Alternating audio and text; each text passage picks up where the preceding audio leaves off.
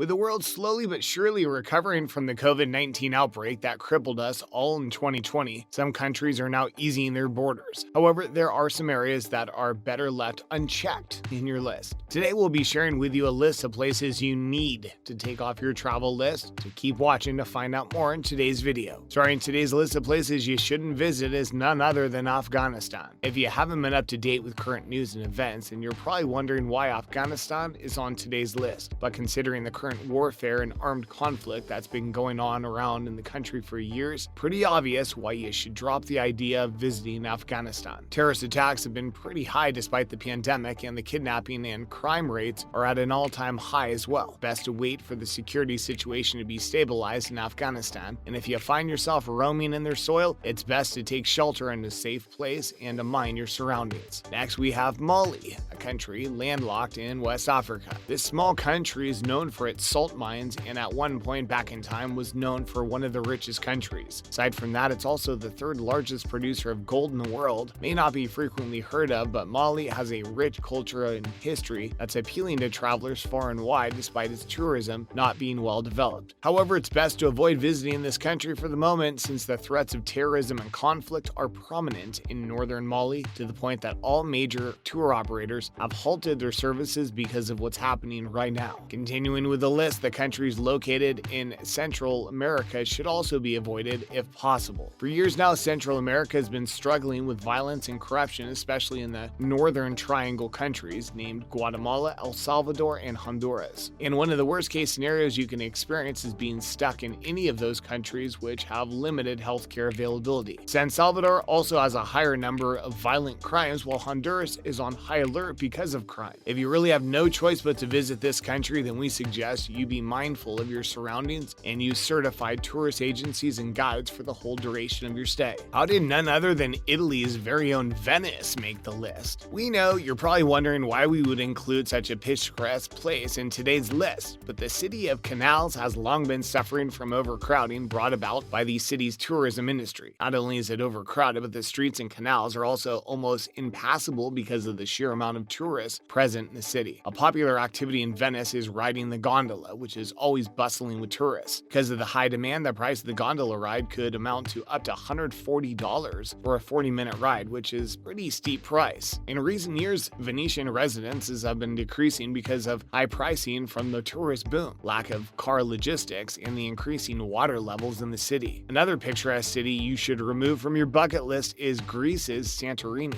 We've seen this location one too many times from various platforms, yet it's still as beautiful as ever. Go beyond the picture lies a multitude of problems that most people aren't aware of for years now, and there are only limited activities you can do in the place. Sure, Santorini is believed by many as once the location of the famed city of Atlantis, but the ruins that are left there are nothing but piles of rocks and dirt. Knowing how tourists are, they always want to take the best possible photos, so the ruins are already a no-go. Once upon a time, the city was once brimming with culture, but because of how companies are focused on tourist-centered projects, it suffered a cultural decline. There are a few beaches in Santorini, but it's mediocre at best and overcrowded as well. And for your information, if you plan on shooting similar scenes you usually see on TikTok that depicts houses with white walls and electric blue roofs, you better not, since most of those houses are privately owned and the house owners don't appreciate random tourists climbing onto their residence. Next, we have the Philippines. Before the pandemic hit, the Philippines was one of the most widely visited Asian countries in the world, with its tropical weather perfect for tan, sandy white beaches, and even the cheapest alcohols too. But sadly, this country is still struggling with the COVID-19 pandemic, with total daily cases amounting to thousands. Not only that, but the country is also under poor governance, with the masses suffering from poor choices by said officials. Right now, the country is in heat since the upcoming presidential elections are just around the corner, so might as well take this country off your bucket list at the moment. We have places like Thailand, Brazil, India, and more coming up on our list right now, so stay tuned. So why not Thailand? Also included in today's list is another Southeast Asian country that's been one of the go-to places for backpackers, Thailand.